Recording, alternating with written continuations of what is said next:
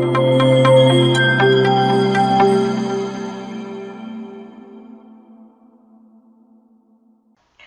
everyone, I am Smriti Sinha here and welcome back to our channel Science Zone.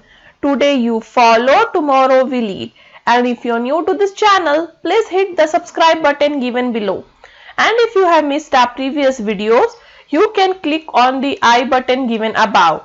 And if you want to join our Telegram group, you can click on the link given in the description.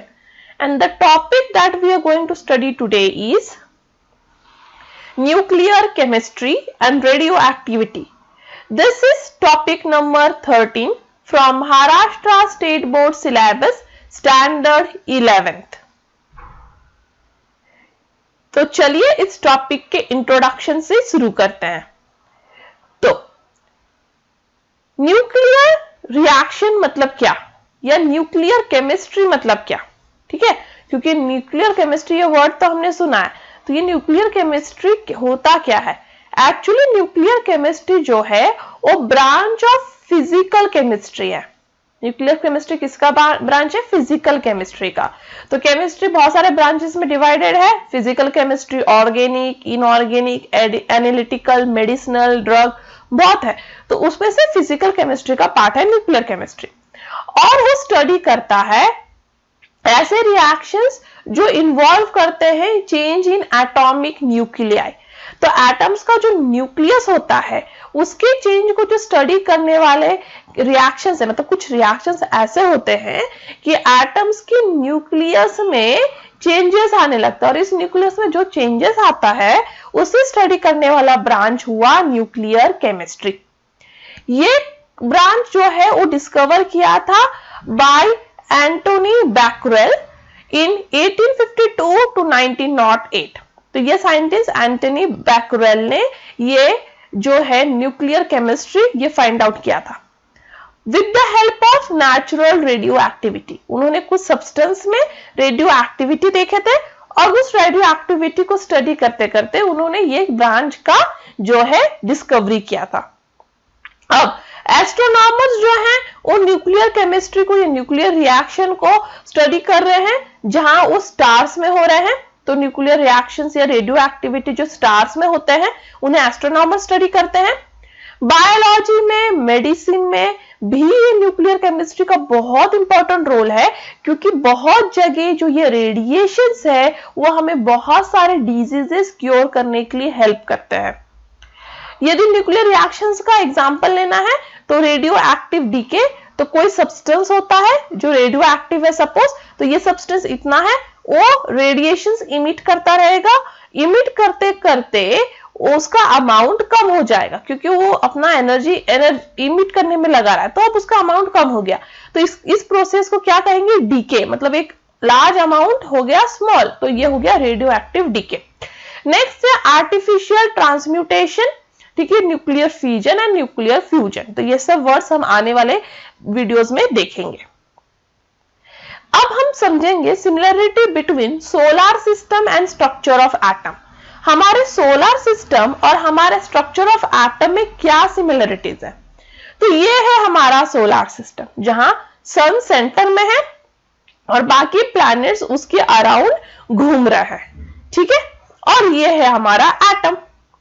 तो ये हुआ हमारा solar system और ये हुआ हमारा atom.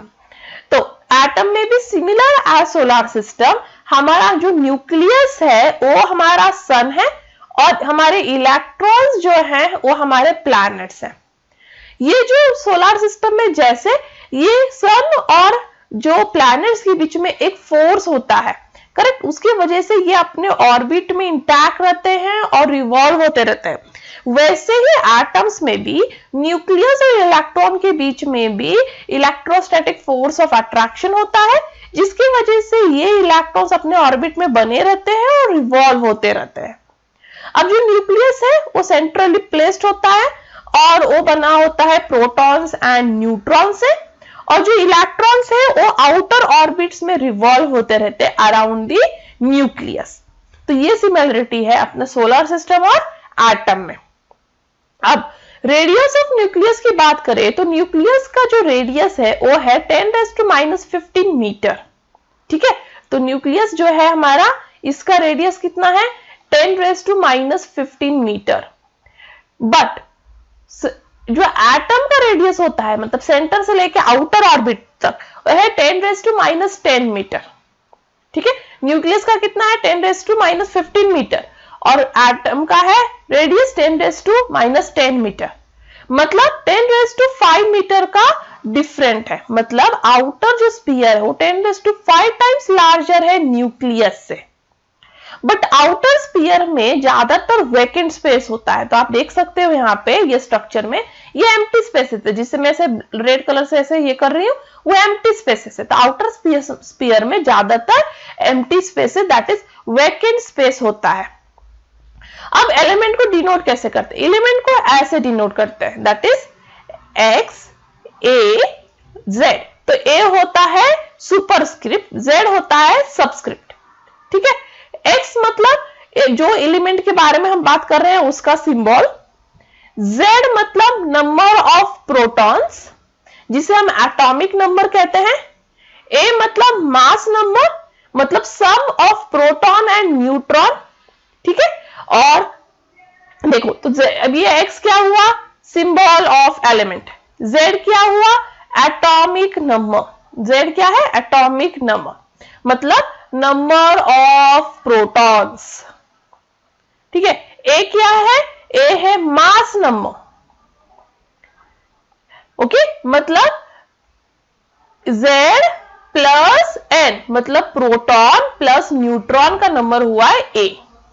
ठीक है, अब आपको न्यूट्रॉन का नंबर पता लगाना है, तो न्यूट्रॉन का नंबर देखिए A equals to Z plus N, therefore N equals to A minus Z। मतलब एटॉमिक नंबर से आप मास नंबर से आप एटॉमिक नंबर को माइनस करोगे तो आपको नंबर ऑफ न्यूट्रॉन्स मिल जाएगा।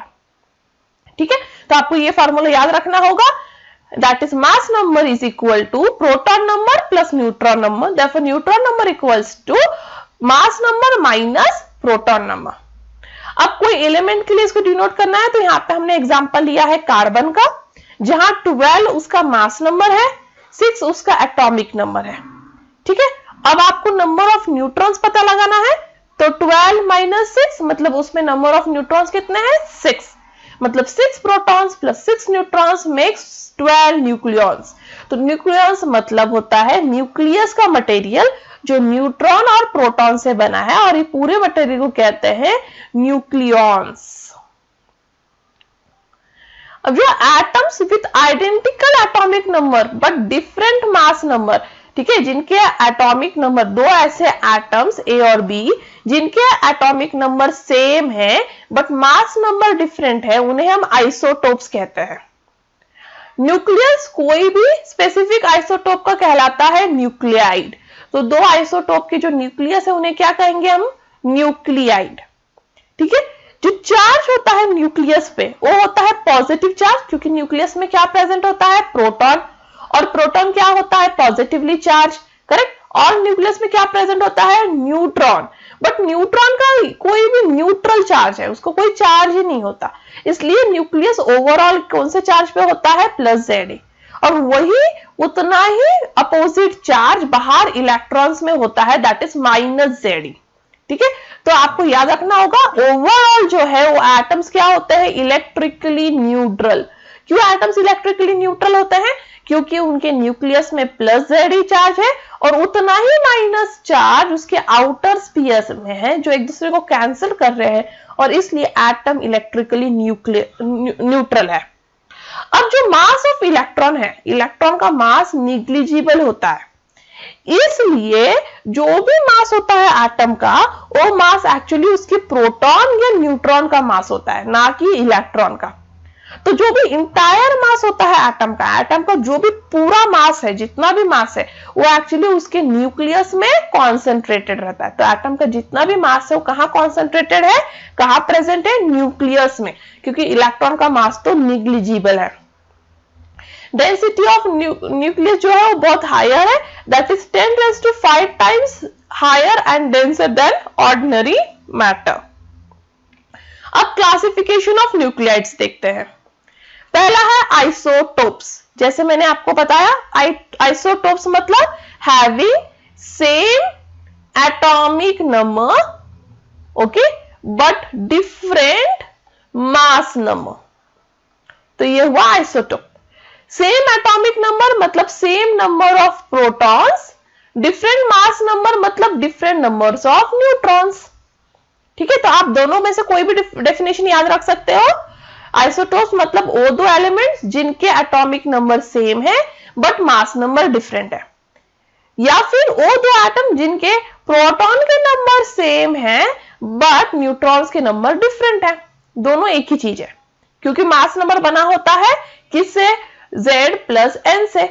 यदि Z सेम है तो N ही डिफरेंट होगा। फॉर एग्जाम्पल सोडियम का देखते हैं यहाँ पे। तो यहाँ सोडियम में आप देख सकते हो, यहाँ पे सोडियम में सबके एटॉमिक नंबर सेम है, दैट इज 11, बट उनके मास नंबर डिफरेंट है, जैसे 22, 23, 24। तो 22 माइनस 11 कितना हुआ? 11। 23 माइनस 11 12, 24 माइनस 11 13। मतलब नंबर ऑफ न्यूट्रॉन्स डिफरेंट है, that is 11, 12 and 13, but number of proton same है। तो ये सब एक दूसरे का आइसोटोप्स हुए। नेक्स्ट है आइसोबार। आइसोबार मतलब same mass number but different number of protons and neutrons. ठीक है, इसका मतलब क्या है? Same mass number. आइसोबार मतलब same mass number but different atomic number, just opposite of isotope. Isotope का just opposite है isobar, same mass number but different atomic number। जैसे कि isobar of A3 मतलब एटॉमिक मास नंबर 3, तो hydrogen and helium, तो उनके mass number क्या है? सेम है, बट उनका एटॉमिक नंबर डिफरेंट है।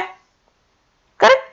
सिमिलरली आइसोबार A14, वापस देखिए, मास नंबर सेम है बट एटॉमिक नंबर डिफरेंट है, that is carbon 14 and nitrogen 14। तो एटॉमिक नंबर सेम है, सॉरी मास नंबर सेम है बट एटॉमिक नंबर डिफरेंट है, तो आइसोबार्स हुए। Next of mass number 24, that is sodium and magnesium, जिनके वापस मास नंबर सेम है 24 but atomic number different, that is 11 and 12।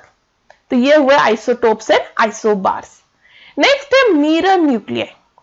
Mirror nuclei actually isobars ही हैं, जिनमें नंबर ऑफ प्रोटॉन्स और न्यूट्रॉन्स के नंबर में सिर्फ 1 का डिफरेंस होता है। ठीक है, वो आइसोबार्स जिनके प्रोटॉन्स और न्यूट्रॉन्स के नंबर में सिर्फ 1 का डिफरेंस है, उसको कहेंगे हम मिरर न्यूक्लियाई।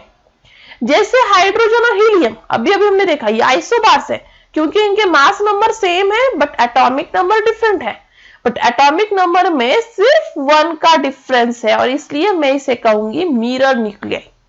या फिर कार्बन 13 एंड नाइट्रोजन 13, जिनके मास नंबर सेम है, that is 13, but atomic number 6 and 7 different है, बट इनके मास एटॉमिक नंबर में सिर्फ 1 का डिफरेंस है, इसलिए यह हुआ मिरर न्यूक्लियाई। नेक्स्ट है आइसोटोन्स। आइसोटोन्स वो न्यूक्लियाइड्स हैं जिनके सेम नंबर ऑफ न्यूट्रॉन्स होते हैं but different number of protons होते हैं, इसलिए मास नंबर भी डिफरेंट होता है। आइसोटोन्स मतलब same number of neutron but different number of proton. For example carbon and nitrogen, ये कार्बन नाइट्रोजन देख सकते हो। तो अभी 13 से 6 माइनस कीजिए, कितना बचा? 13 से 6 माइनस करेंगे क्योंकि मैं न्यूट्रॉन का नंबर निकाल रही हूँ। ठीक है, तो 13 से 6 माइनस करूंगी 7, 14 से 7 माइनस करूंगी 7। तो आप देख सकते हो दोनों में न्यूट्रॉन नंबर सेम है बट उनके मास नंबर डिफरेंट है, उनके एटॉमिक नंबर डिफरेंट है, बट दोनों में जो न्यूट्रॉन का नंबर है वो सेम है। तो ये क्या हुआ? आइसोटोन्स। तो आप समझ गए होंगे, आइसोटोन में मास नंबर भी डिफरेंट होता है, एटॉमिक नंबर भी डिफरेंट होता है, बट उनका नंबर ऑफ न्यूट्रॉन्स सेम होता है। तो ये N जो है आइसोटोन्स का, आप उससे याद रख सकते हो, सेम नंबर ऑफ न्यूट्रॉन्स। वैसे ही सोडियम एंड मैग्नीशियम में देखिए, जो सोडियम है वो 23 है, मैग्नीशियम 24 है। Mass number, atomic number sodium का 11 है, मैग्नीशियम का 12 है। एटॉमिक नंबर भी डिफरेंट है, मास नंबर भी डिफरेंट है, बट अब डिफरेंस देखिए, इसका डिफरेंस है 12, इसका डिफरेंस है 12, मतलब न्यूट्रॉन नंबर सेम है, इसलिए आइसोटोन्स। तो मैं वापस बता देती हूँ एक बार। आइसोटोप्स मतलब same atomic number but different mass number. Isobar मतलब same mass number but different atomic number. Mirror nuclei मतलब same mass number but different atomic number, but atomic number में जो डिफरेंस है सिर्फ 1 का है। ठीक है, नेक्स्ट है isotones.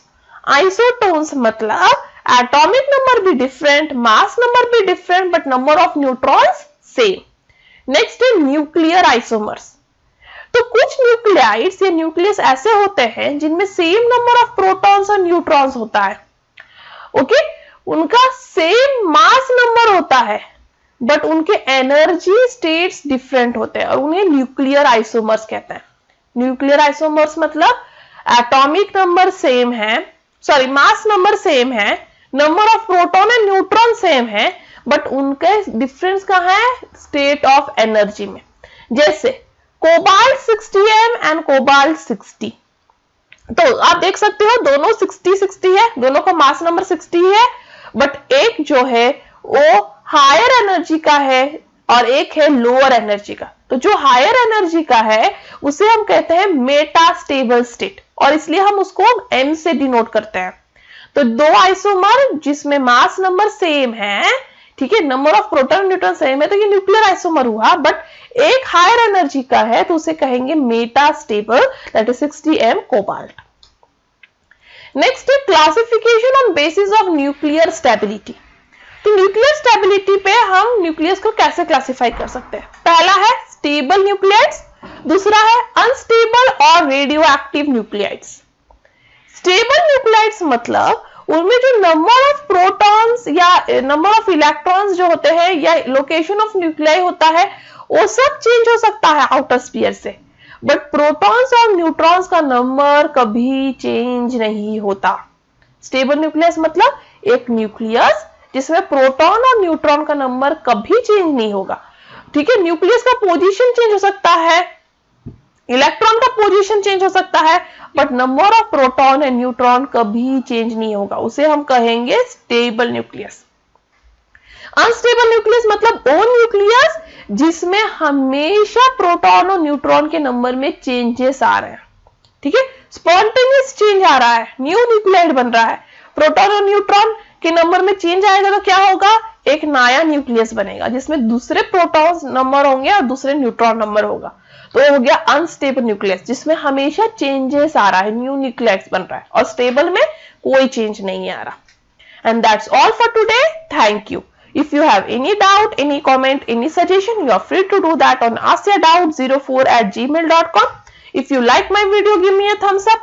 Share this video to more and more of your friends. And before departing, every day may not be good, but there is something good in every day.